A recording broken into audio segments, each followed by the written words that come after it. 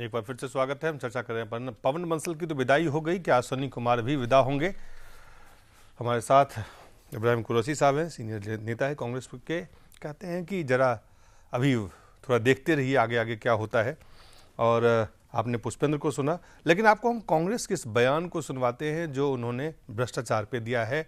जब संसद नहीं चली, जब पवन बंसल का इस्तीफा का निर्णय हो गया, फिर आप देखें।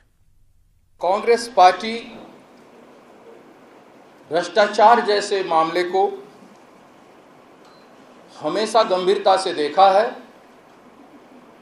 और इस विषय को भी कांग्रेस पार्टी बहुत गंभीरता से देख रही है। Congress party is not going to tolerate any corruption.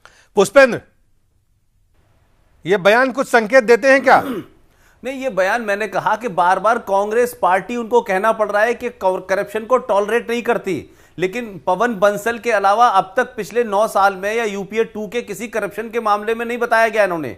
और ये नहीं कहा कि करप्शन टॉलरेट करती तो अब तक सरकार में बहुत सारे मंत्री क्यों थे। सब जानते हैं कि सीडब्ल्यूजी का क्या हुआ, सब जानते हैं कि 2G में किस तरीके से। एक बात पूछना चाह रहा था इसमें, जो आपने बात कही, ये ऐसा इंडिकेशन लगता है कि चुनाव इसी वर्ष में हो जाए, मिड टर्म।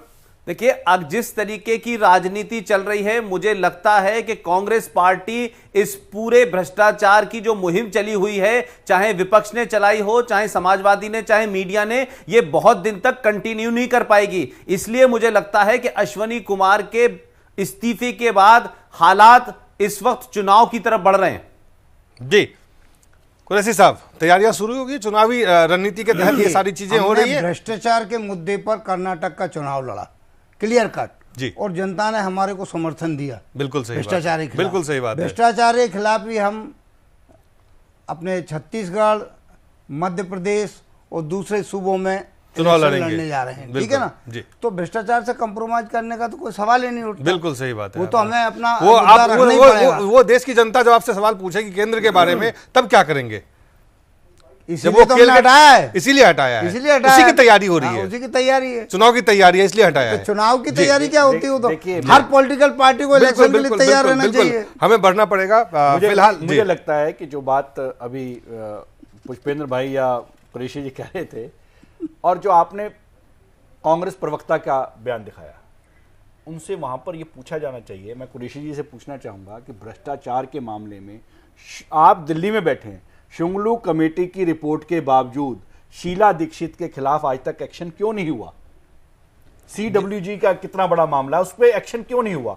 आप पवन बंसल, अभी हमें हमारे पास समय कम, भूपेंद्र जी, मैंने इसीलिए कहा कि अभी प्रवक्ता ने जवाब देखते जाइए होता है क्या, देखते जाइए आगे आगे होता है क्या। कई लोग लाइन में हैं, कौन कौन जाते हैं, कौन कौन रहते हैं, किस तरह की रणनीति होती है। 10 दिन जी, 10 दिन, लेकिन जो बड़ा 15 दिन में बहुत कुछ होने वाला है, बहुत कुछ। पुष्पेंद्र, आखिरी सवाल ये, क्या अश्वनी कुमार जाएंगे?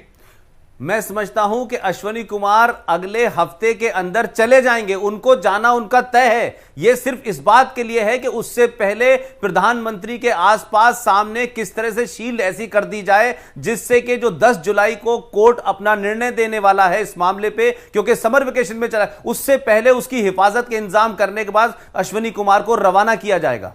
रवाना किए जाएंगे या विभाग बदले जा सकते हैं सिर्फ? देखिए, ये तो अब कांग्रेस पार्टी का अलग बात है ना कि वो जो आदमी यहां करे, क्योंकि नैतिकता की बात है। आप कहते हैं कांग्रेस पार्टी ये भ्रष्टाचार को टॉलरेट नहीं करेगी, नैतिकता की बात करती है, तो नैतिकता में तो सुप्रीम कोर्ट की टिप्पणियों का भी संज्ञान लिया जाएगा। नहीं, नैतिकता में पूछना चाहता हूं, मीडिया की ने इतनी बात कह दी, विपक्ष ने कह दी, इस देश की संस्थाओं, एजेंसी ने कह दी, कैग ने कह दी, किस चीज पे ये नैतिकता लेते हैं? ये तो कांग्रेस के अपने मापदंड है ना।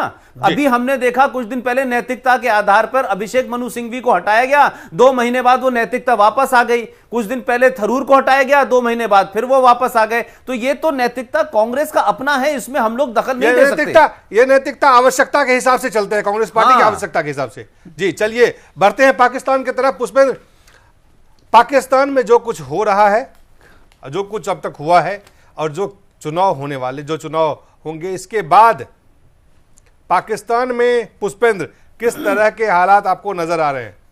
देखिए, कल अगर वायलेंस फ्री इलेक्शन पाकिस्तान में हो गया ठीक ठाक, तो जो इस वक्त तक की रिपोर्टें हैं, पाकिस्तान मुस्लिम लीग नवाज शरीफ की पार्टी नंबर 1 पे चल रही है। और सबसे बड़ी इस समय जो पाकिस्तान में हम अगर ये माने कि पाकिस्तान पीपल्स पार्टी, जो पाकिस्तान की मिडिल क्लास, पाकिस्तान के अंदर जो क्रांति और जितने भी रेवोल्यूशन हुए उसका जो चेहरा है वो इस वक्त सबसे कमजोर है। बेनजीर परिवार का जो लड़का था वो इस वक्त अपने वालिद साहब से डिफरेंसेस के चलते बाहर चला गया है, उसको सिक्योरिटी की प्रॉब्लम है। जो बेनजीर की जो पार्टी कह सकते हैं या जुल्फिकार अली भुट्टो का जो फेस कह सकते हैं, उसका फेस इस मुल्क में इस वक्त जो जरदारी साहब हैं वो अध्यक्ष की पोजीशन में है, वो कैंपेन नहीं कर सकते। लेकिन पूरा मुल्क जानता है कि वो 10% थे उस वक्त जब बेनजीर जिंदा थी, अब वो 40% हो गए हैं। लिहाजा उनके करप्शन की भी मान्यता और मूल्य और परंपराएं कुछ कुछ कांग्रेस की तरह हैं। लिहाजा ये पहली कैंपेन होगी कि भुट्टो परिवार का कोई आदमी कैंपेन में नहीं है और करप्शन के चार्जेस हैं, एंटी इनकम्बेंसी है और पाकिस्तान तहरीक पार्टी को ISI और आर्मी का सपोर्ट है, यंग ब्लड उनके साथ है। ऐसे में मुझे अब तक की रिपोर्ट से लगता है कि जो सबसे बड़ी पार्टी उभर के आ रही है जिसमें सरकार बनाने की पूरी कुव्वत होगी वो पाकिस्तान मुस्लिम लीग नवाज शरीफ की पार्टी है। जी, आपको एक प्रश्न मैं पूछना चाह रहा था कि नवाज शरीफ क्या तालिबान के इस थ्रेट के बावजूद सरकार बना पाएंगे, चला पाएंगे? देखिए, पाकिस्तान के अंदर जो थ्रेट मिलती है तालिबान की वो किस तरीके की होती है उसकी एक मिसाल दे देता हूं कि मुशर्रफ साहब 10 साल तक इस पाकिस्तान पे राज किया और तालिबान से मिलकर के उनको अमेरिका से पैसा लेते थे और इधर आतंकवादियों को देते थे, उधर अमेरिका को किसी छोटे से आदमी को पकड़ के कहते थे हमने बड़ी कामयाबी हासिल कर ली। पाकिस्तान के अंदर जिस वक्त मुशर्रफ को आना था तो बाकायदा तालिबान का एक वीडियो जारी किया गया। वो वीडियो कहां बना कि मुशर्रफ आएंगे हम उड़ा देंगे। इस किस्म की बहुत सारी चीजें वो परमानेंट हैं, वहां होती रहती हैं। लेकिन नवाज शरीफ के साथ सबसे बड़ी बात यह है कि नवाज शरीफ पाकिस्तान की पॉलिटिक्स के अंदर पंजाब सूबे से आते हैं, पंजाबी हैं और पाकिस्तान की जो 272 सीटें हैं जिस पे डायरेक्ट चुनाव होता है उसमें से 148 सीटें पंजाब सूबे से आती हैं। लिहाजा वो जिस जगह को रिप्रेजेंट करते हैं वहां से मैक्सिमम सीटें उन्हें मिलने की उम्मीद है। लिहाजा मैं नहीं मानता कि तालिबान का कोई डायरेक्ट असर नवाज शरीफ के ऊपर होने वाला है। और दूसरी बड़ी बात नवाज शरीफ के बारे में यह कही जाती है कि नवाज शरीफ फौज के विरोधी हैं। लिहाजा इस वक्त फौज अपने जो उसका जो पूरा किरदार है, उसकी जो पूरी क्रेडिबिलिटी है वो इतनी लो है कि वो चाह करके भी उस तमाम लोगों को लेके आई, चाहे वो मौलाना की शक्ल में लेके आई थी तहरीकुल इस्लाम के और अब इमरान खान के, लेकिन वो कोई बेंचमार्क नहीं बना पा रहे हैं पाकिस्तान की। भाई मेरा प्रश्न ये है कि जैसे अभी तक का चुनाव कैंपेन चला है और आपने तो क्योंकि पाकिस्तान आप जाते रहे हैं, वहां पर बताया जाता है कि 100 से भी अधिक लगभग 110 के करीब मौतें हो चुकी हैं इस चुनाव प्रचार के दौरान ही।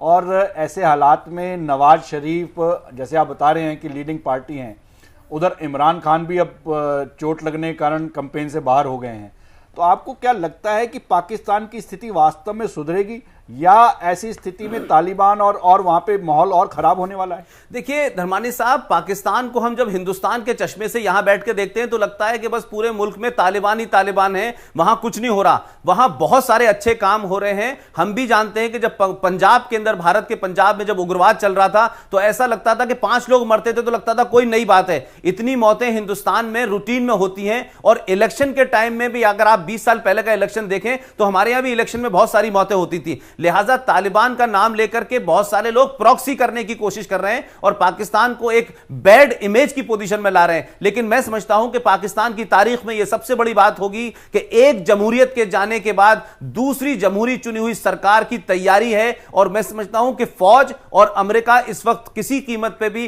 पाकिस्तान की इस जमहूरी पूरे निजाम को बिगाड़ना नहीं चाहते। लिहाजा ये जो छुटपुट घटनाएं हो रही हैं, क्योंकि पाकिस्तान के अंदर बहुत सारी ट्राइब्स हैं, उन ट्राइब्स के अंदर अलग अलग किस्म के तालिबान है। कोई प्रो पाकिस्तान तालिबान है, कोई प्रो अफगानिस्तान तालिबान है, कोई एंटी अमेरिका तालिबान है, वो कई सारे गुट हैं उसमें। लिहाजा अपनी अपनी पहचान बनाने के लिए कर रहे हैं। मैं नहीं समझता कि कोई बहुत बड़ा जो है तालिबान की वजह से वहां की जमहूरी जो सरकार जो बातें घोषणा पत्र में आई हैं, पाकिस्तान के घोषणा पत्र में कि पाकिस्तान की स्वतंत्रता, संप्रभुता, क्षेत्रीय अखंडता की रक्षा के खातिर दुनिया भर के देशों के साथ संबंध मजबूत किए जाएंगे, साथ ही संयुक्त राष्ट्र के प्रस्ताव और 1999 के लाहौर समझौते के तहत जम्मू कश्मीर के मुद्दे को सुलझाने के लिए विशेष प्रयास किए जाएंगे। इसके साथ अगर देखें तो पड़ोसी देशों के साथ जल प्रबंधन और नदी के संसाधनों का उचित इस्तेमाल प्राथमिकता होगी। संयुक्त राष्ट्र और अंतर्राष्ट्रीय संगठनों में पाकिस्तान की भूमिका को बेहतर किया जाएगा और बढ़ाया जाएगा।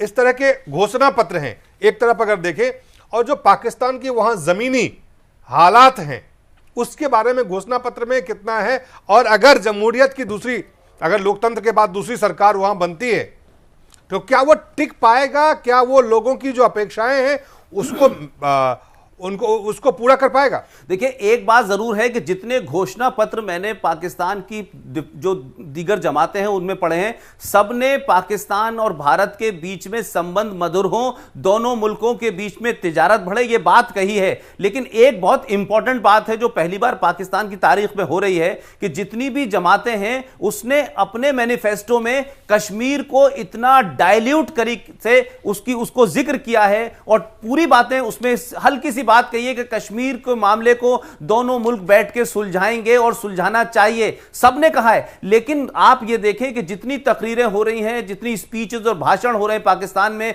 वहां कश्मीर का कोई जिक्र नहीं कर रहा है, वहां एंटी इंडिया इमोशंस की बात इस वक्त कोई नहीं कर रहा है। क्या कारण है कि एंटी इंडिया इमोशन जो पाकिस्तान में इतना ज्यादा रहता था वो इस बार कम हो रहा है? नवाज शरीफ जब वोट मांग रहे हैं तो वो कह रहे हैं कि वो हिंदुस्तान के साथ रिश्ता बेहतर करेंगे, तो क्या कारण है इसमें? ये जो डाइल्यूशन हुआ है या वहां की आवश्यकता है, वहां के लोगों की मांग है, क्या है आखिर? दिलीप, एक बात को समझें कि ये जो बात है इससे हम ये नहीं कहना चाहते कि साहब पाकिस्तान के तमाम लोग हैं बस भारत की दोस्ती के लिए बहुत ज्यादा उत्साहित है, मैं ये नहीं कहना चाहता। लेकिन आप जमीनी हकीकत ही समझें कि पिछले 5-6 साल में पाकिस्तान को समझ में आ गया है कि उनके रिश्ते चाइना से हो सकते हैं, कुछ सड़क बना दें, कुछ बम की टेक्नोलॉजी दे दें, लेकिन पाकिस्तान के अंदर आटा है, सीमेंट है, टमाटर है, गोभी है, प्याज है, अदरक है, यह बागा बॉर्डर से ही जाएगा। उन लोगों को बहुत कुछ, जो लोग पिछले 10 साल में यहां पीपल टू पीपल डेमोक्रेसी के तहत आए हैं, उसमें लोगों को समझ में आया है कि अगर भारत से पाकिस्तान के संबंध कैसे भी हालात में अच्छे नहीं होंगे तो पाकिस्तान वो तरक्की नहीं कर पाएगा जिस तरक्की को पाकिस्तान के अवाम ने देखा है कि अमेरिका जो टुकड़े उनको डालता था उससे फौज को तनख्वाह दी जाती थी, अमेरिका ज्यादा टुकड़े डाल देता था तो डॉलर की कीमत 48 रुपए आ जाती थी। आज पाकिस्तान के में रुपए की कीमत 98 रुपीस है। तो आप अमेरिका से संबंध रखते हैं, आप यूरोपियन देशों से संबंध रखते हैं, आप चाइना से संबंध रखते हैं, उससे कुछ आपको एड तो मिल जाती है, लेकिन जमीनी हकीकत पे कुछ नहीं बदलता है। वो भारत के साथ संबंधों से ही बदला जा सकता है। इसलिए बहुत सारा अवाम ने भारत की तरक्की को देखा है, भारत की बहुत दूसरी चीजों को देखा है, उससे मुतासिर है। लोग समझते हैं कि तमाम सारी बातें चलें, तमाम बातें हो, सरबजीत के ऊपर उनको भी गुस्सा है, सनाउल्लाह को हमें भी गुस्सा है। लेकिन जो सवाल है, बड़ा सवाल जो भारत का सबसे बड़ा सवाल रहा है कि आतंक का एक्सपोर्ट किया जाना पाकिस्तान से हिंदुस्तान के खिलाफ, जो पाकिस्तान का जमीन का दुरुपयोग होता रहा है, स्टेट एक्टर हो, नॉन स्टेट एक्टर हो, तमाम एक्टर इसका इस्तेमाल करते रहे। पाकिस्तान के नेता जो कह रहे हैं, क्या अवाम में भी वही सोच है या अवाम की सोच को ही नेता उनके आगे रख रहे हैं? मैं दो बातें कहूं कि अभी 4 दिन पहले नवाज शरीफ ने बहुत बड़ी रैली की और उसमें साफ साफ कहा कि हम एक बार फिर अगर सत्ता में आएंगे तो हिंदुस्तान को यकीन दिलाएंगे कि पाकिस्तान की सरजमीन से यहां से कोई ऐसी कार्रवाई ना हो जिससे रिश्ते बिगड़े और जिससे भारत के खिलाफ कोई एक्टिविटी हो। आपको ध्यान होगा कि मुशर्रफ ने भी यह बात कही थी। लेकिन अब आप एक फर्क यह जरूर समझें कि नवाज शरीफ के आने का मतलब यह होता है कि पाकिस्तान की फौज की मदाखलत कम होगी। और यह भी बात आपको वाजे कर दूं कि पाकिस्तान के अंदर 3 चीजें हैं, सऊदी अरब, हिंदुस्तान और अमेरिका। इन 3 मुल्कों के साथ में फॉरेन पॉलिसी वहां की हुकूमत के हाथ में नहीं होती है, वो फौज और आईएसआई के हाथ में होती है। ये ओपन है वहां पे कि इसकी फॉरेन पॉलिसी वो तय करते हैं। लिहाजा नवाज शरीफ जो फौज के बहुत खिलाफ हैं, फौज के इंटरफेरेंस के खिलाफ हैं और फौज की धोखे की वजह से ही उनकी हुकूमत गई थी, लिहाजा वो समझ रहे हैं इस बात को। और अमेरिका भी उनको किसी न किसी तरह से इस तरह सपोर्ट दे रहा है कि फौज को आगे नहीं बढ़ने दे रहा, फौज को मदाखलत नहीं करने दे रहा। तो अगर नवाज शरीफ आते हैं तो वो इस बात को समझ रहे हैं कि जिस तरीके की घटना मुंबई में हुई थी या दूसरी हुई है, उससे दोनों मुल्कों के हालात बहुत बिगड़े हैं। लिहाजा एक बार फिर उन्होंने इस बात को कहा है कि हम किसी भी कीमत पे भारत के साथ। लेकिन अगर भारत की सरकार का रुख देखें, रवैया देखें पिछले 10 साल में, उसको भी मानते हैं कि उसके कारण से भी पाकिस्तान के रुख में परिवर्तन आया है, या ये पाकिस्तान के लोगों में बदलाव वाकई कुछ वहां की जो आंतरिक स्थितियां हैं उसके वजह से हो रही हैं। देखिए, टेलीविजन की डिबेट देखें, वहां के तज्जियाकारों की बातें सुने, कॉलम सुने, तो उनको भी लगता है कि आप लगातार ऐसी घटनाएं न करें जिससे कि भारत की जब आवाम को गुस्से के चलते ये रिश्ते बिगड़े। आज जिस किस्म के हालात पहुंचे हैं उससे भी लोगों को गुस्सा है और वो ये समझ रहे हैं कि पाकिस्तान की हुकूमत को कुछ जिम्मेदारी से काम करना चाहिए। मैं आपको एक बात वाजे कर दूं कि हिंदुस्तान में सरबजीत की मौत को लेकर के जितने जज्बातों को उखाड़ा गया, उस तरीके से अगर आप पाकिस्तान में देखें तो बहुत लोगों ने इस बात की, बड़े बड़े अखबारों ने उस बात की मजम्मत की, एडिटोरियल में लिखा कि यह पाकिस्तान की तरफ से एक ऐसी हरकत है, भले ही इसमें सरकार और फौज और आईएसआई इन्वॉल्व ना हो, लेकिन इस हरकत से हिंदुस्तान का जो अवाम, हिंदुस्तान के अंदर एक बहुत बड़ी लॉबी जो पाकिस्तान के साथ संबंध अच्छे करना चाहती है, उसको बैकफुट पे कर दिया है। तो वहां के भी इंटेलेक्चुअल्स इस बात को समझ रहे हैं और जो न्यू जनरेशन है जो इमरान खान के साथ खड़ी होती नजर आती है, इमरान खान कहता है कि भारत और पाकिस्तान के बीचों संबंधों को हम दूसरे डायमेंशन से देखेंगे, जो ट्रेडिशनल हमारा रुख चला रहा है भारत के खिलाफ, हम उसे बदलना चाहते हैं। वो अवाम भी समझ रही है इस बात को। लिहाजा मैं समझता हूं कि टेंपरेचर डाउन जरूर हुआ है, अवाम को भी समझ में आ रहा है कि बहुत सारी चीजें उनको भारत से मिल सकती है जो अमेरिका से नहीं मिल सकती, जो लंदन से नहीं मिल सकती, क्योंकि सब जानते हैं कि सऊदी अरबिया से जो ज़कात आती है उसका इस्तेमाल वहां मस्जिदें बनने में होता है, उसका उस पूरे का इस्तेमाल जिस तरीके से वहां दहशतगर्दी के लिए होता है वो उनको भी समझ में आ रहा है। ये सब जानते हैं कि पाकिस्तान के अंदर जो दहशतगर्दी हो रही है उसमें भारत का कोई लेना देना नहीं है। आप स्कोर सेटल करने के लिए कह सकते हैं कि हमने किया और आपने किया, लेकिन पाकिस्तान में जितने लोग पड़े जा रहे हैं, मैं आपको एक छोटी सी बात बता दूं कि पाकिस्तान के प्राइम मिनिस्टर ने जो स्पीच दी थी कुछ दिन पहले, उसमें कहा कि यह कितने शर्म की बात है कि पाकिस्तान का मुसलमान पाकिस्तान के मुसलमान को मार रहा है और हम जिम्मेदार बाहर वालों के लिए कह रहे हैं, हमें अपने गरेवान में झांकना चाहिए। तो मैं समझता हूं कि ये चीजें धीरे धीरे पाकिस्तान समझ रहा है और पाकिस्तान के आवाम भी समझ रहा है। ये चुनाव परिणाम मुझे कितना ज्यादा बदलेगा भारत और पाकिस्तान के रिश्ते को? मैं अगर पाकिस्तान में नवाज शरीफ की हुकूमत स्टेबल आती है, बहुत ज्यादा उन्हें एमक्यूएम, पाकिस्तान मुस्लिम लीग कायदे आजम और आपकी जो एएनपी है या मौलाना फजलुर रहमान की पार्टी जमीयत उलमा इस्लाम, इनके ऊपर अगर वो डिपेंड नहीं रहे तो मैं समझता हूं कि नवाज शरीफ की जाती कोशिश बहुत स्ट्रांग है भारत के साथ संबंध सुधारने में। अब मसला यह है कि नवाज शरीफ कितनी मजबूती के साथ आते हैं। अवाम उनकी अपील को मानता है या नहीं मानता, इस पर निर्भर करेगा। नहीं, मैं समझता हूं कि जो जिस किस्म की रैलियां हो रही हैं, जिस किस्म की रिपोर्टें आ रही हैं, उससे मैं समझता हूं कि इस वक्त नवाज शरीफ को लोग समझते हैं कि वो एक सियासी लीडर हैं और वो दोनों चीजों की बातों को समझ भी रहे हैं और भारत और पाकिस्तान के बीच की नजाकत को भी समझते हैं। अगर भारत के जिस तरह की वहां पे अगर नवाज शरीफ ने जिस तरह की अपील की है उससे अगर वहां पे चीजें बदलाव आती हैं, देखिए, तो भारत जिस मुल्क की बुनियाद धर्म और जाति के आधार पर हुई हो जी, वहाँ इस तरह के स्वस्थ लोकतंत्र की अपन उम्मीद नहीं कर सकते। जितनी पाकिस्तान में पॉलिटिकल पार्टीज हैं और हुकूमत है, उनका तो एजेंडा अलग है और वहाँ के आवाम का एजेंडा अलग है। बहुत अच्छी बात अभी उन्होंने कहा, अभी जब सबरजीत का मामला आया तो आवाम सड़कों पे आ गई वहाँ। उन्होंने कहा ये गलत हुआ है। जब जेल में जी आप किसी कैदी को मार रहे हो तो ये बिना कॉन्स्पिरेसी के हादसा नहीं हो सकता, ये हत्या है क्लियर कट जी। तो वहाँ की आवाम की आइडियोलॉजी अलग है। वहाँ स्थिर सरकार किसी भी हालत में नहीं बन सकती। उसकी वजह क्या है कि दो बहुत बड़े इंटरफियरेंस, जैसे अभी सिंह जी ने कहा, अमेरिका और अरब कंट्रीज। अरब कंट्रीज में डेमोक्रेसी के लिए हिमायत नहीं करता पाकिस्तान, ये अपना अमेरिका जी। अमेरिका वहाँ नहीं कहता, वहाँ बादशाहत है, जबकि इस्लाम में बादशाहत का कोई वजूद नहीं, वो डेमोक्रेसी का हमदर्द है। आपको लगता है कि हमारे रिश्ते अगर इस तरह के चुनाव परिणाम आते हैं जैसा पुष्पेंद्र उम्मीद कर रहे हैं तो कुछ बेहतर होने की गुंजाइश आपको नजर आती है? बेहतर रिश्ते तो वहाँ के अवाम से ही हो सकते हैं, वहाँ की सियासी पार्टियों से और सरकार से उम्मीद रखना बेकार है। उसकी वजह क्या है कि उनका तो एक एजेंडा है नफरत की बिना पे वहाँ, लेकिन वहाँ उस एजेंडा में परिवर्तन आ रहा है जो पुष्पेंद्र कह रहे हैं। मुझे लगता है मुझे ऐसा लगता है कि जो अभी आपने बातचीत अपनी हुई है कि टाइम ने, समय ने, जैसे कहते हैं ना, समय एक बहुत बड़ा हीलर होता है जी। समय ने वहां के आवाम को सिखा दिया है, बता दिया है कि भारत के सिखा दिया, सीख रहे हैं, शुरुआत हुई है, शुरू से ही सीखे हुए। मैं आपको ये बताना चाह रहा हूं कि भारत के साथ संबंध अच्छे होने के बिना उनका आर्थिक पक्ष जो है वो ठीक नहीं हो सकता। यहाँ के जो आवाम हैं उनकी तरक्की, उनकी उन्नति, यहाँ की शांति को उन लोगों ने देखा है, जो मैं समझता हूं कि एक एनडीए सरकार के दौरान जो एक पहल की थी अटल बिहारी वाजपेयी ने, जो प्राइम मिनिस्टर थे, कि जो लोगों को लाना और यहां से लेके जाना, उसने बहुत बड़ा एक काम किया है कि वहां के आवाम को यह पता लगा है कि भारत किस तरह से यहां पे रह रहा है, यहाँ का मुस्लिम समाज कैसे रह रहा है, उनको कितनी इज्जत मिल रही है।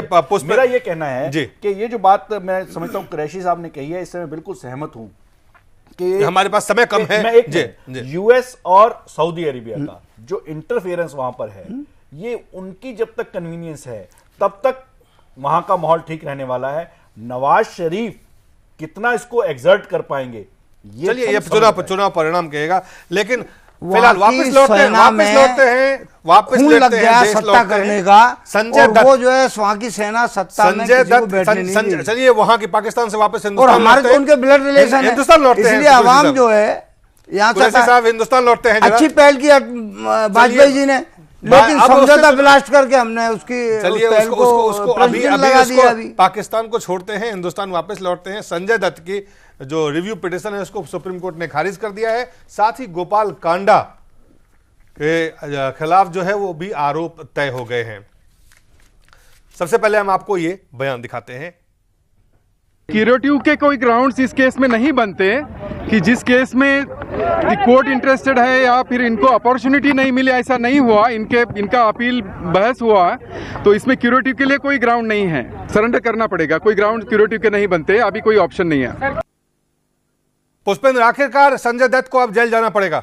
देखिए, संजय दत्त को जाना था। मैं समझता हूं कि संजय दत्त ने जिस दिन यह बयान दिया था कि मैं कानून का पालन करूंगा और मैं जाऊंगा, पूरा देश उनके साथ खड़ा था। बहुत सारे उनके ना चाहने वाले भी उनके साथ खड़े थे। फिर 1 महीने का एक्सटेंशन ले लिया, फिर जब एक्सटेंशन पूरा होने वाला है तो रिव्यू पिटीशन डाली। इन तमाम चीजों से मैं समझता हूं कि वो समझ रहे थे कि शायद कोर्ट इस तरह करेगा। संजय दत्त को यह नहीं करना चाहिए था। वो जानते थे, क्या कहते हैं कि कोर्ट ने पहले ही जो मिनिमम सजा हो सकती है जो इलीगल आर्म्स रखने की, वो दी है उन्हें। उसमें भी 3.5 साल रह गए हैं। कई राजनीतिक दल के नेता उनके पक्ष में थे, कुरैशी साहब। देखिए, एक तो ये मीडिया ट्रायल बहुत गलत शुरू हुई है हिंदुस्तान में। जो मामला कोर्ट में पेंडिंग है, कोर्ट ने कोई डिसीजन दिया, उसके बाद आप मीडिया ट्रायल शुरू करते हैं। पुष्पेंद्र, ये गलत है। मैं ये कहना चाह रहा हूं कि कुरैशी साहब जब संघ को लताड़ते हैं, बीजेपी को लताड़ते हैं, समझौता ब्लास्ट की भी इनके पास रिपोर्ट है, लेकिन ये इस पे बात पे नहीं लताड़ते कि इस देश की संसद में शफीकुर रहमान बर्क जैसा सांप्रदायिक आदमी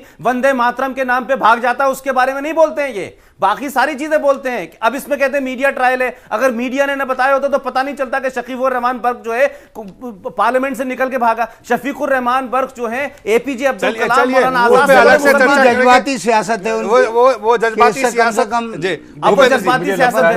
है कि देखिए, जहां तक हमारी जुडिशरी का सवाल है, संजय दत्त को और गीतिका गोपाल कांडा, वही मैं बताने लगा दो कि जो संजय दत्त जी को सजा मिली थी, संजय दत्त को उसको बिल्कुल पूरी तरह से स्वीकार करना चाहिए था और इसके ऊपर किसी भी प्रकार का, और अयोध्या ट्रायल भी जल्दी शुरू होना चाहिए। उसमें मेरे को 93 का पहला शुरू हो गया और 92 का केस पेंडिंग है अभी। ऐसे तो बहुत सारे, उसमें भी सुप्रीम कोर्ट ने वो दिया है, ऑब्जेक्शन दिया है कि टाइमली अपील क्यों फाइल नहीं की।